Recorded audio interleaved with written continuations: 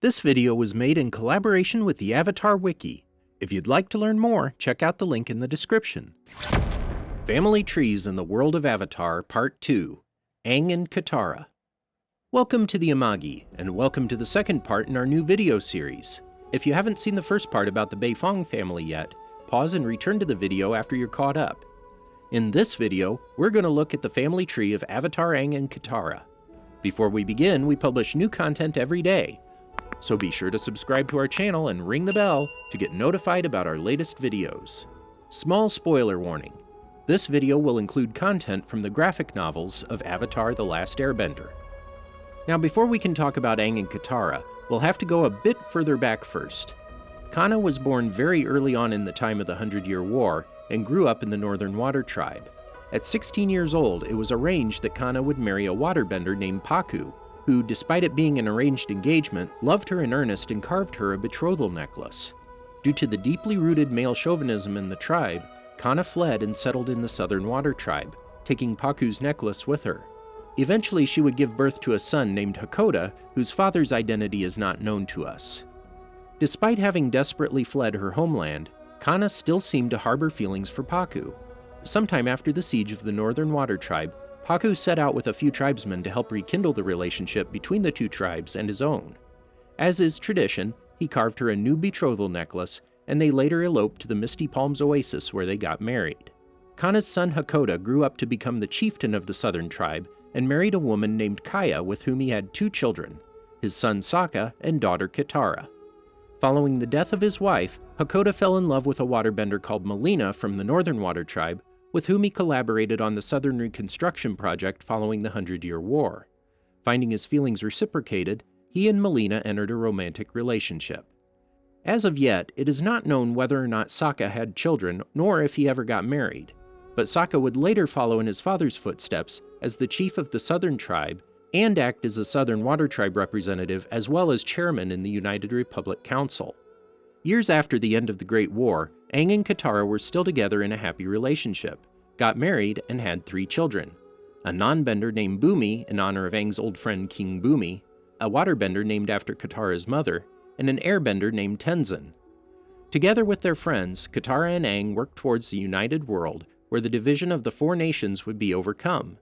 They formed the United Republic of Nations and settled near its capital's location on an existing island, which Aang would form into Air Temple Island. This would later be the home of their children, which would carry on their parents' legacies in their own ways. Unlike his siblings, Bumi was the only non-bender and the one to not directly imitate his parents, instead going down an individual path, however with the same intent of helping the world. He joined the United Forces where he worked his way up and became a popular and respected commander, leading the 2nd Division of the United Forces. Later in his adult life, Bumi would discover airbending abilities following harmonic convergence. He went on to become a part of the new Air Nation and help in making the world a better place. Kaya was taught waterbending by her mother, becoming an established healer and a proficient fighter as well. At some point in her life, Kaya traveled around the world, which her brother Tenzin would describe as finding herself. Following Aang's death, however, Kaya was the only one of her siblings to go to the Southern Water Tribe to be with her mother, who was in grief over her husband's death. Following harmonic convergence, Kaya temporarily settled down on Air Temple Island and traveled with the new airbenders, helping in rebuilding the Air Nation together with the rest of her family. Her brother Tenzin, however, had been engrossed in air nomad culture his entire life and greatly adored his father. At some point, Tenzin became the representative of the Air Nation in the United Council and ensured the existence of the Air Nation by having a family with a non-bender called Pema, who was an air acolyte on Air Temple Island. Eventually, Tenzin, being the only airbending master at the time, took on the duty of teaching Avatar Korra in airbending and being her mentor in spiritual matters. Together with friends and family, he became her closest ally and helped in making the world a better place, most notably by taking charge in rebuilding the Air Nation after the revelation of the new airbenders after harmonic convergence. Tenzin and Pema had 4 children together, who are all confirmed to be airbenders, even though we haven't seen their youngest airbend yet. Jinora is the eldest and the one who takes after Tenzin the most out of her siblings. Together with her siblings, she grew up on Air Temple Island under the tutelage of her father, who aimed to pass on the knowledge about his people to the new generation of airbenders. Aside from her more studious and intrinsic nature, Jinora also possesses a rare spiritual gift which makes her able to sense and see spirits, even when they are invisible to others. Due to being spiritually gifted, she became the spiritual guide of Avatar Korra and ventured into the spirit world with her. Later, she used her knowledge to aid Korra in her battle against Unavatu during Harmonic Convergence, and leads the new airbenders during their quest to help Korra in her fight against Zahir. Iki is the opposite of her sister, always eager to learn and often speaking a mile a minute. She is the most outgoing of her siblings. In contrast to their older sister, Iki and her brother Milo are less enthusiastic about learning about the ancient culture of the air nomads, and rather seek out fun and adventure. A small but interesting detail to note is that Iki seems to be the quickest on the air scooter, even surpassing Korra during a friendly race, and had it not been for the Avatar state, she would have won, meaning that Iki is very proficient at her grandfather's invented technique. Because of her ability to sympathize with people, she was later able to deduce that Korra was in the swamp and read the actions of the spirit vines that were pulling her and her siblings out of the sky correctly. Even though Iki may not have active spiritual powers, she does seem to be in tune well enough with the environment and is therefore able to stand out. Milo is the most rebellious and adventurous out of the group, enjoying it whenever he gets to be the leader and having attention. His personality also reflects well in his bending style, which is more straightforward and similar to firebending, as we see Milo using a more aggressive style than his siblings. Contrary to the pacifistic ways of the air nomads, Milo does not shy away from battle, even spurring Korra on to take up a fight with Kuvira. Interestingly, Milo also has an artistic side, being a talented painter, and he's also creative when it comes to his bending. Well, sort of. We'll just leave it at that. Rohan is the youngest, and that's it. Don't take it personally, Rohan, but for most of the show's progression, you were still an infant.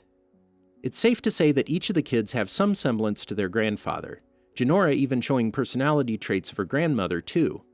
Whereas Iki is seen struggling with her self-worth due to repeatedly feeling left out, Jinora and Milo's more assertive personalities makes them competitive. Mix all that in with the pressure of having to maintain a legacy and rebuild an entire people, that makes for a lot of tension. Their relationship also mirrors the relationship between Tenzin, Bumi, and Kaya, and there definitely are notable overlaps between the two generations. Both Tenzin and Jinora are determined to keep their people and Aang's legacy alive, whereas their siblings do not share the need to do so, instead wanting to branch out and develop a different lifestyle that made them unique, instead of their only notable character trait being the child of Avatar Aang. Sadly, it seems that Bumi and Kaya were not able to fully accomplish that. This can be seen upon their arrival at Aang's home, the Southern Air Temple, when they are thought to be the servants of Tenzin, and have to hear that at least one person at the temple did not even know about their existence. More salt is rubbed in the wound by having them hear someone mistaking them for airbenders. You can't really blame either of them for both wanting to be an individual. While Kaya and Bumi tried to alienate themselves from Aang, their past still created a blockade which led to tensions amongst each other. The same can be said for Tenzin, who had to battle with his self-image, even though in contrast he had fully given himself to his father and wanted to be just like him. Even though Bumi and Kaya shared some resentment towards their father and developed distinct paths in life that more or less set them apart from Aang and from each other, circumstantial events united them and, as fate would have it, all of them would in one way or another continue Aang's legacy after all. A running theme in this family is that various family members try to uphold the legacy of the previous generation. We see this with Sokka, who succeeded his father as chief, Tenzin, who wanted to replicate his father's actions, and Jinora, who follows in her father's footsteps. On the other side of the medal, we have the outliers, Bumi, Kaya, Iki, and Milo, who seek to set themselves apart individually from the rest. Interestingly, this dichotomy of maintaining tradition and setting yourself free from it to pave your own way can be related all the way back to Kanna and Pakku, both of whom were able to reconcile and compromise in the end. In our previous video, we've taken a look at a family who's always been stubbornly rooted in the old ways, whereas today's family is a great representation of the eternal struggle that each and every generation lives through, and the world at large. However, despite the hardships this family has faced, at the end of the day, love and compassion always shines through, and I would say that love is a good imperative to act on. Did you enjoy our video? Be sure to check out these other great videos from the Amagi, and make sure to subscribe and ring the bell to be notified about our latest videos.